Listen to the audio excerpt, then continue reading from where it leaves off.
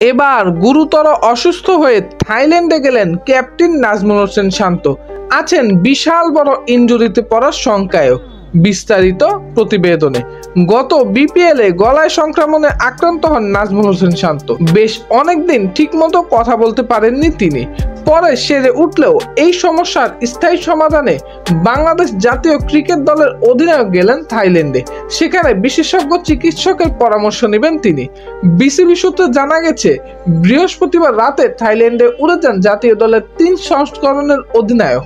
তার সঙ্গে তার পরিবারের সদস্যরাও আছেন। এ ব্যাপারে বিসিবির চিকিৎসক ডাক্তার দেবাশিস চৌধুরী বলেন, তার ক্রীড়া সংক্রান্ত কোনো চোট নেই। ব্যক্তিগত ব্যবস্থায় দেখাতে গেছেন ডাক্তার। তবে তার কোনো অপারেশন লাগবে কিনা তা এখনো জানা যায়নি।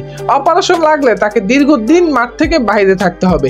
এদিকে চট্টগ্রামে চলছে ক্রিকেটারদের পাকিস্তান সফরের প্রস্তুতি।